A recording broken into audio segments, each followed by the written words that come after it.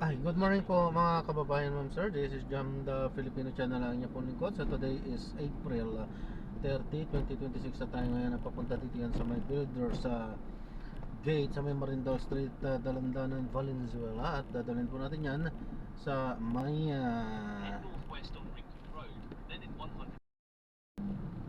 Banawi, corner ng NS Amoranto Street po yan, San Francisco del Monte, Quezon City. Okay, babalik po tayo mamaya mga po pag nakakuha na po natin sila. Disclaimer lamang po ang content po natin ni kalsada at hindi ang passenger. Kaya nga naman sakali man po na may marinig kayo mga pangalan ng lugar, pangalan ng tao, pangalan ng organizations, government of private man yan, ay wala pong kinalaman ng channel na ito at wala pong pinapatungkulan. Lahat po ng pinag-uusapan dito ay pawang dito lamang po yan sa loob at wala pong pinapatungkulan sa labas. Magbabalik po tayo mamaya konti pag nakakuha na po natin.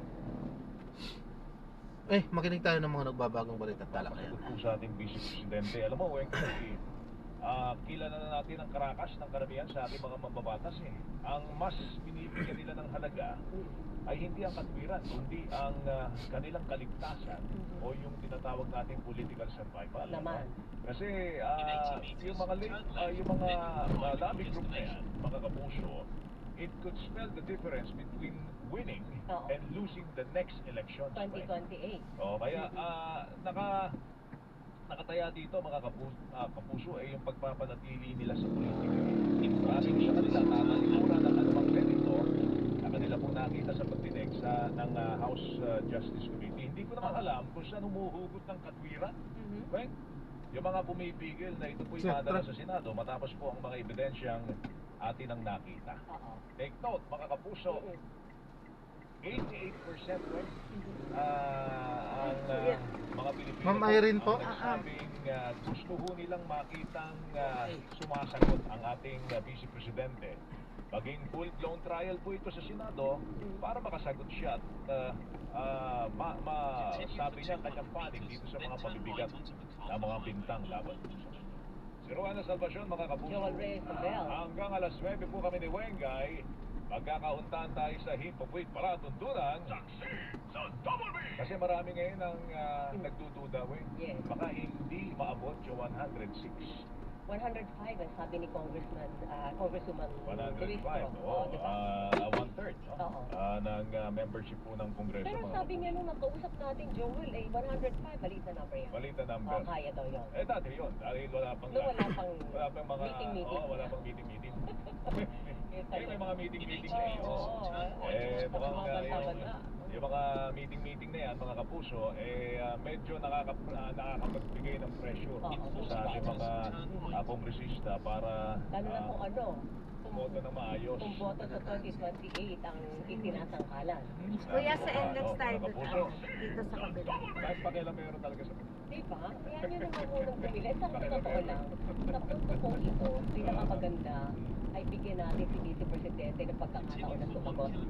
Kasi yung parang siyang sort of Damocles sa ulo ng Vice Presidente natin na nakahang sa kanya yung palaging aligasyon na hindi matapos-tapos sa issue ng confidential fund at ngayon ay lumutang yung mga associates na wealth, di ba? Ang sabi naman ng ating Vice Presidente, handa siya sumagot sa bawang At yun ay ang malaking bigyan.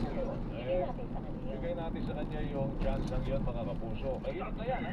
Oo. Sabi mo nga, tabak ni Damocles yan. Pagka hindi nasagot, nandyan yan. This there at the head. Bahid sa kanyang record bilang isang public official. So, before niya yung be informed. Yun o, mga kapuso. Sikat, kahapon kausap natin si dating Deputy Governor Diwa Gonigundo. Pinag-uusapan natin yung pagsara ng piso 6130 kahapon. Ngayon naman 61. Right. Diba? Kaya tama yung Seryoso sagot na sa po kanya ito. kahapon abot ba ng 63? Mukhang ganun. Sabi Sabi niya, naman niya, mga 63, 64. diba? 65. Kaya nga, mga kapuso, so mabigat, no? Ano kaya ang immediate effect nito sa ating ekonomiya? Ang sinasabi ko ng ilang mga nag-oobserba dito sa mga galawang ito, mga kapuso, mabigat. Dahil, number one, may problema tayo sa kuryente. Totoo yan. Dinadahilan mo Oo. ang palitan ng piso laban sa dolyar kaya Di ba? daw mahal ang Oo. singilin sa kuryente. Oo, kasi lahat merong factor ng dolyar. Oo, isa yun, mga kapuso. Tapos tumataas yung presyo ng produktong petrolyo sa world market. Oo. Meron na naman tayong adjustment next week. Oo. At yung halos mahigit 50 pesos na binawas sa diesel. Magmula nung nagsimula magbawas 3 weeks ago. Kaya lang, mukhang hindi ganun ang mangyayari sa Mukhang susunod na babawi linggo. ngayon. Pero Sana maliit mga lang daw. dala-dalawang piso lang daw. Kasi Dati. nung araw yung mga dala-dalawang piso big time na yan eh. Diba? Ngayon bariya na lang Umiiyak yan. na tayo sa Bariya na dalawa. lang yan, Weng. Maning-mani ang 2 piso, nakakatuwa, diba? So yun ang abangan natin mga kapuso. Yan ang Kaya buhay siyempre, ng mga Pilipino ngayon. ang presyo pa rin ng diesel nasa 90-95 pesos per liter. Ang gasolina po nasa 85. So malaking Pero- bagay din yung 2 piso. Merong gasoline station ako nadadaanan. Ah. Dalawa yun, palagi silang pinakamataas. Ngayon nasa 97 pa ang Aba, diesel nila. Talaga. Sabi ko, ito, tigis ng dibdib nito. Yung Yung iba, sa DOE. yung iba 90 pesos na. Ah. Meron pa ako nakikitang flat na 90, sila 97. Kaya lang may issue dyan, Oo. Weng, na bring up lang sa atin yung issue parang unfair sa mga small players Oo. yung pagtatakda ng presyo ng gobyerno mismo. Kasi di ba recently si Presidente nagsasabi ganito magiging Nagde-declare, increase, yes, oo. ganito magiging bawas at Pag- dapat yan ay sumunod, di ba? Oo. Parang ganun. Pagka hindi sumunod, kakasuhan kayo ng Department Kaya of profit Energy. hearing. Pero ang sinasabi ngayon ng ilang mga small players, ang hango daw nila sa diesel ay nasa 100 piso. Ah, So hango pa lang yun. Siyempre, paano sila transport kikita? cost pa yan, may Paano sila kikita? At doon sa presyo na ibibigay ng gobyerno ay nasa 90 pesos kada litro. Lugi na sila na 10 piso. Oo, oo. So, ang tanong nila, paano naaabot ng Dito po. gobyerno yung kanila pong yung kanilang computation? Yes, oo. So magandang maipaliwanag din po yun mga kapuso. Pero mamayang konti, makakausap po natin si Senador Rodante Marcoleta, ang Deputy Minority Leader. Ito'y may kaugnayan Vice dito Chair, sa isa sa mga matitigas yung mga tanong Oo. kahapon tungkol dun sa bill shock mga kapuso. Ito lang, Joel, yung pagpapataw ng Meralco sa atin ng subsidiya para sa lifeline rate, base naman talaga sa batas yun. Merong Nasa lifeline batas. rate, no? Yun Nasa ang batas sinasay talaga. palagi ni Sir Joe Saldarriaga. Sumusunod na kami sa batas. Yes, sa akin. May ayun ang RFID ka? pagbabatas at Meron gumawa pa. ng Plus batas to na it. ito. Tapos yung itinapatong na sa aming mga ordinaryong consumers na kakailangan. Diba? Hindi niyo naisip yun? Bakit hindi yung pinakargo sa gobyerno yun noon pa man? Sabi, 8 million lang yan. Ba't may sagutin ng Meralco? Tapos ngayon, nagtatanong sila kung bakit sinisingil ng Meralco ito yan. Yan nasa Diba? batas. Dahil umaaral ng taong bayan at ngayon kayo ang nasasangkalan. Trabaho niyo yun eh. Sige, sa ating okay na ba siya?